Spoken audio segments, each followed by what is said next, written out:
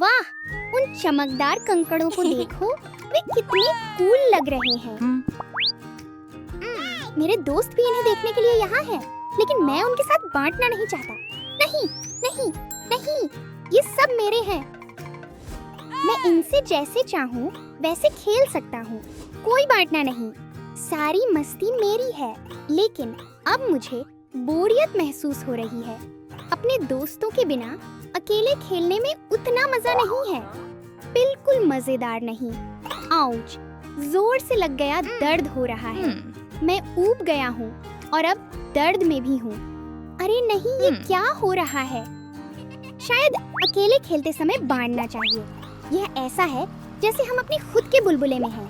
लेकिन अगर हम अपने दोस्तों को अंदर आने दें तो हर किसी के लिए और भी अधिक मजा है। बांटना और बारी बारी से खेलना खेल को और अधिक मजेदार बनाता है। ये चारों ओर खुशी फैलाने जैसा है और बहुत सारी गुदगुदी भी।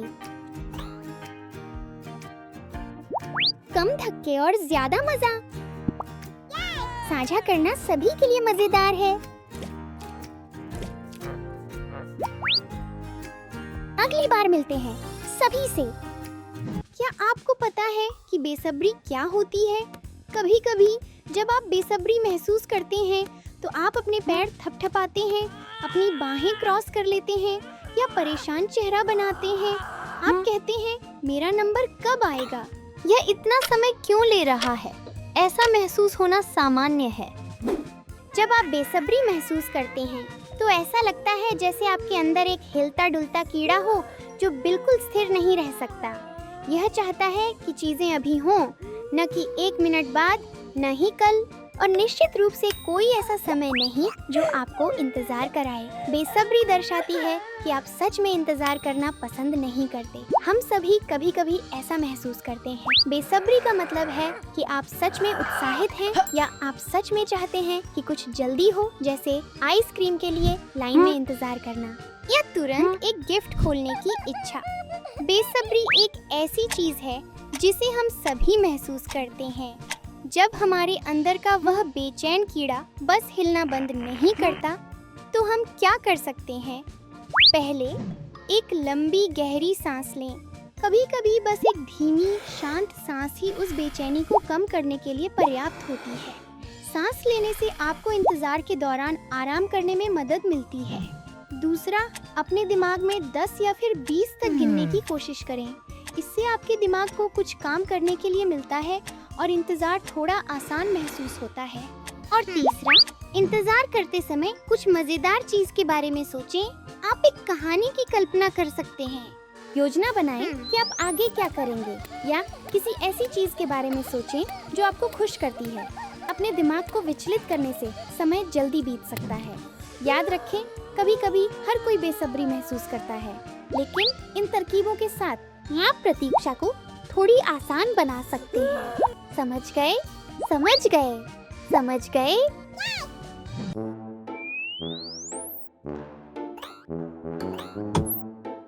क्या आपने कभी महसूस किया है कि जब लाइट बंद होती है तो बिस्तर के नीचे कोई राक्षस छिपा हुआ है? चिंता मत करो, मुझे भी ऐसा ही लगता है। लेकिन बड़ा सवाल ये है कि हम अंधेरे से क्यों डरते हैं? चलो पता लगाते हैं। अंधेरे से डरना वास्तव में आपके दिमाग का आपको सुरक्षित रखने की कोशिश करना है। आपके ब्रेन का एक छोटा हिस्सा है जिसे एमिगडाला कहा जाता है। यह खतरे के लिए एक अलार्म सिस्टम की तरह है। जब अंधेरा होता है, एमिगडाला अतिरिक्त मेहनत करता है क्योंकि इसे पता नहीं होता कि वहाँ बाहर क्या है। यह सोचता है, सावधान रहना बेहतर है। यही कारण है कि आपका दिल तेजी से धड़क सकता है और आपको चौंकने जैसा महसूस हो सकता है।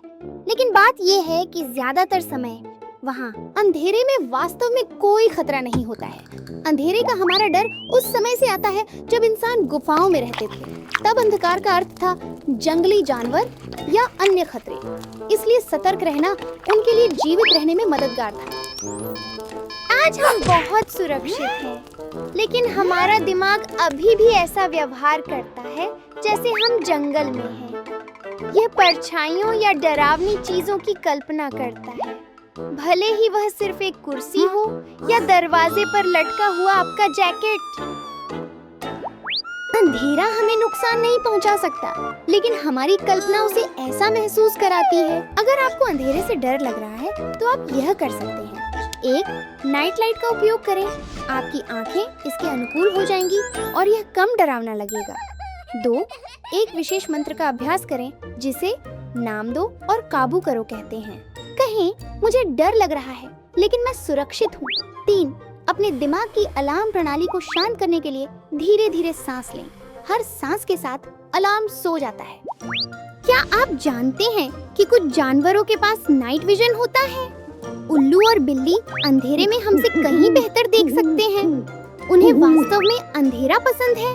और अगर आप जानना चाहते हैं कि हमारा दिमाग डर को कैसे संभालता है, तो इमोशंस पर एक किताब पढ़ें या किसी बड़े से वीडियो खोजने में मदद मांगें। तो अंधेरा वास्तव में डरावना नहीं है, ये बस हमारे दिमाग को थोड़ा अधिक काम कराता है। मेरे साथ सीखने के लिए धन्यवाद। अच्छी नींद लें और अगली बार मिलते हैं। मुझे कैंडी पसंद है। कैंडी स्वादिष्ट है, लेकिन अगर हम हर समय कैंडी खाते हैं तो क्या होता है? ये मी है, ये सब्जियां हैं। मी ने फैसला किया है कि वह फिर कभी सब्जियां नहीं खाएगा। इसके बजाय वह हर भोजन में केवल कैंडी खाने वाला है। मजेदार लगता है, लेकिन क्या यह अच्छा विचार है? चलिए देखते हैं क्या होता है। ये पहला दिन है। मी ने नाश्ते, दोपहर के भोजन और रात के खाने के लिए कैंडी खाने का फैसला किया है। कैंडी ने उसे इतनी एनर्जी से भर दिया है। उसे देखो, वह रुकने वाला नहीं है। अब दूसरा दिन है। दिन की शुरुआत इतनी अच्छी नहीं लग रही है। उसका पेट अजीब और अस्थिर महसूस कर रहा है, लेकिन याद रखें, कोई सब्जियां नहीं। अब दिन 3 है। उसका शरीर धीरे धीरे चल रहा है और उसका मूव करने का मन नहीं है। पहले दिन जब उसने सारी कैंडी खाई थी तो उसके पास बहुत एनर्जी थी, पर अब वह अच्छा महसूस नहीं कर रहा है और इससे भी बदतर उसके दांतों में बहुत दर्द हो रहा है। Ouch ouch ouch. लेकिन मुझे लगा कि कैंडी हमारी दोस्त है, तो ऐसा मी के साथ क्यों हो रहा है? खाना जादुई ईंटों की तरह होता है जो आपके शरीर को बड़ा और मजबूत बनने में मदद करता है। कैंडी केवल एक छोटी ईंट है। कैंडी में बहुत अधिक चीनी होती है जो आपको जल्दी एनर्जी देती है, लेकिन केवल एक पल के लिए। कृपया याद रखें, केवल कैंडी आपको मजबूत, स्वस्थ और एनर्जी से भरपूर रखने के लिए पर्याप्त नहीं है। स्वस्थ रहने के लिए आपको सभी ब्लॉक्स को एक साथ काम करना होता है। लेकिन ये खाद्य ब्लॉक्स हमारे शरीर के लिए इतने महत्वपूर्ण क्यों हैं?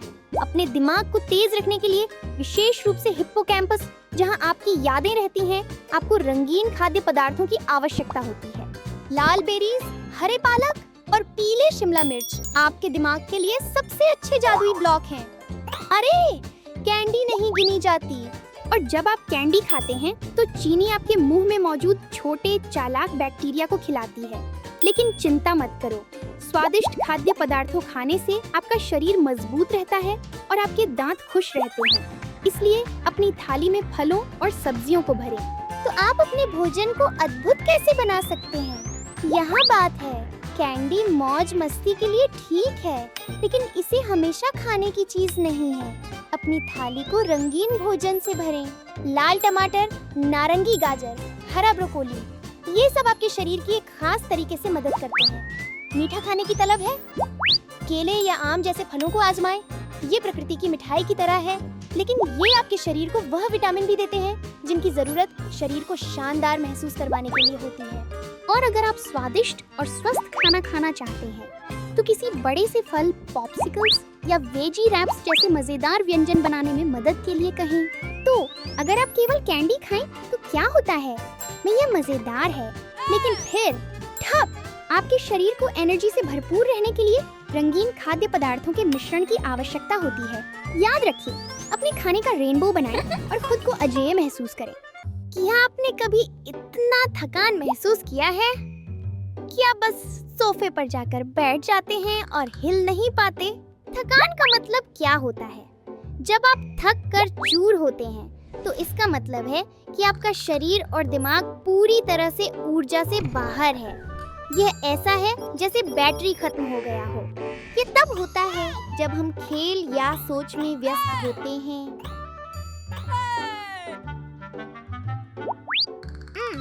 या फिर बस बहुत देर तक जागते रहना। आपका दिमाग आपके शरीर को संकेत भेजता है, कहता है आराम करने का समय है। आपके दिमाग में एक हिस्सा होता है जिसे प्रीफ्रंटल कॉर्टेक्स कहते हैं। यह वह हिस्सा है जो आपको सोचने, निर्णय लेने और समस्याओं को हल करने में मदद करता है। जब आपको आराम नहीं मिलता तो आपके दिमाग का यह हिस्सा धीमा पड़ जाता है, जिससे फोकस करना मुश्किल हो जाता है। इसके अलावा जब आप पूरी तरह से थके होते हैं तो आपका शरीर स्ट्रेस हार्मोन जैसे कि कोर्टिसोल छोड़ सकता है, जिससे आप चिड़चिड़े महसूस कर सकते हैं। यही कारण है कि आराम इतना महत्वपूर्ण है। ये आपके दिमाग को रिचार्ज करता है और आपके शरीर को फिर से शांत महसूस करने में मदद करता है। जब आप सोते हैं तो आपका दिमाग कचरा साफ करता है और यादों को व्यवस्थित करता है। यह एक सफाई दल की तरह है। और यहाँ कुछ मजेदार है। वैज्ञानिक कहते हैं कि सोने से पहले 5 मिनट का स्ट्रेच आपकी नींद को बेहतर बना सकता है। क्यों ना इसे आजमाएं? तो अगर आप थका हुआ महसूस कर रहे हैं तो यहाँ क्या करना है? एक पावर नैप लें। सिर्फ 20 मिनट आपके दिमाग को रिचार्ज करने में मदद कर सकते हैं। पानी पिए, क्योंकि आपके शरीर को ठीक से काम करने के लिए इसकी जरूरत होती है। ऊर्जा टैंक को फिर से भरने के लिए कुछ हेल्दी खाएं, जैसे फल या नट्स। और यहाँ एक भविष्य के लिए टिप है, हर रात समय पर सोने की कोशिश करें। और अगर आपको सोने में परेशानी हो रही है तो एक इमोमी स्लीप स्टोरी सुनने की कोशिश करें। तो आपका दिमाग और शरीर हमेशा नई रोमांचक चीजों के लिए तैयार रहते हैं। अब आप जानते हैं थकान का मतलब क्या होता है। यह आपका शरीर कह रहा है, अरे मुझे कुछ आराम चाहिए। अपनी ऊर्जा का ख्याल रखें और मैं आपको अगली बार मिलूंगा। नए दोस्त बनाना बहुत मजेदार हो सकता है, लेकिन कभी-कभी ये थोड़ा मुश्किल लगता है ना? चलो, मो और मी आपको नए दोस्त बनाने और ज्यादा दोस्त बनाने के लिए कुछ आसान टिप्स देने वाले हैं। अगर वह स्कूल में हो, पार्क में हो या कहीं और, आप सीखेंगे कि दोस्त कैसे बने और एक अच्छा दोस्त कैसे बने। अलग अलग शुरू होते हैं। शेयर करना। सैंड में खिलौनों के साथ बैठी थी। मो अपने टेडी बियर के साथ पास में बैठा को खेलता देख रहा था और शेयर करने के बारे में सोच रहा था। अपने घोड़े के साथ खेल रही थी, उसे धीरे धीरे चला रही थी। मो देख रहा था और मुस्कुरा रहा था। ने बड़े खुश होकर घोड़ा आगे बढ़ाया। ने पूछा, क्या तुम भी खेलना चाहते हो? मो ने खुशी से मुस्कुराकर शेयर किया। उसने को अपना टेडी दिया। यह बिल्कुल सही लगा। शामिल होने का अनुरोध करना। मी सैंडबॉक्स के पास खड़ा मो को खेलते हुए देख रहा था। मो अपने खास तरीके से किला बना रहे थे। मी हल्के से मुस्कुराया, थोड़ा शर्माते हुए सोचा, मैं इसे आजमाना चाहूंगा। हल्की सी वेव करके और आशापूर्ण तरीके से कहा, क्या मैं आज आपके साथ खेल सकता हूँ? मो ने खुश होकर ऊपर देखा, जगह थपथपाई और मी को अंदर आने दिया। साथ में वे खेले, दोनों खुश और उज्जवल, दिखाते हुए कि पूछना हमेशा सही होता है।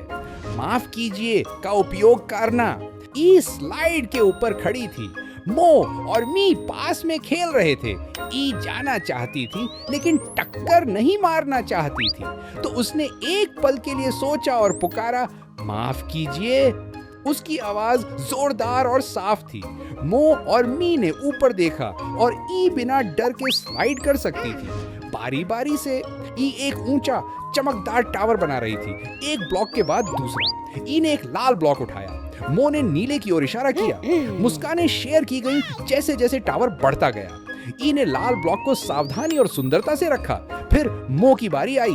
उसके चेहरे पर बड़ी मुस्कान। लाल पर नीला, टावर ऊंची खड़ी थी। बारी बारी से करना सभी के लिए मजेदार था।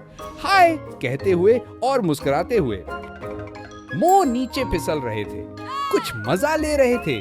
चमकते और आरामदायक पार्क की धूप के नीचे दौड़कर आई। मो ने उसे आते देखा और सोचा। मो अनिश्चित दिखाई दिया। उसकी भौहें ऊंची उठ गईं, लेकिन फिर ने हाथ हिलाया और कहा, हाय। उसने एक बड़ी मुस्कान दी। उसका चेहरा इतना उज्जवल, मो ने भी मुस्कुराया। यह महसूस हुआ कि सब कुछ सही है। पहला कदम बढ़ाते हुए मी पार्क में अकेला खेल रहा था, घर से दूर। उसने ई को चुपचाप बैठे हुए देखा। वह नीचे देखने लगी, बहुत उत्साहित महसूस नहीं कर रही थी। मी ने सोचा, मुझे क्या करना चाहिए, मैं पहला कदम उठाऊंगा। इसलिए वह धीरे धीरे और शांति से आगे बढ़ा और पूछा, हाय, क्या तुम खेलना चाहोगे? ई ने ऊपर देखा, उसकी आंखें इतनी चमकदार, उसका चेहरा अब रोशनी से भरपूर मुस्कुरा रही थी। हाँ, उसने कहा, चलो खेलते हैं, बस ऐसे ही। वे आज दोस्त बन गए, प्लीज बोलना। ई ने एक बहुत ऊंचा टावर बनाया था, रंग बिरंगे ब्लॉकों से। मो हाथ में ब्लॉकों से भरी बाल्टी लिए पास खड़ा था। ई ने नीले ब्लॉक की ओर इशारा किया, जोड़ने के लिए एकदम सही टुकड़ा। यूएस की बड़ी बड़ी आंखों और मुस्कान के साथ ई ने झुककर निवेदन किया, प्लीज। मो ने मुस्कुराते हुए ब्लॉक शेयर किया। ई ने उसे ऊंचाई पर रखा। यह तालों की तरह फिट हो गया। दया और बांटने से उन्होंने अपना रास्ता खोज लिया।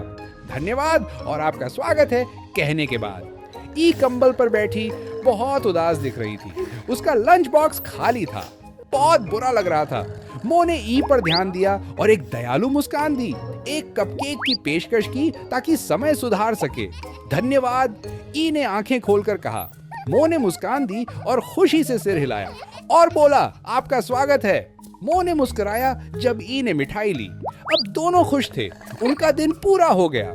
ई मोमी को लाइक, शेयर और सब्सक्राइब करना न भूलें और अपने EQ को एक कदम एक समय में बढ़ाते रहें। अगले समय मिलेंगे EQ बिल्डर्स। ई मम्मी।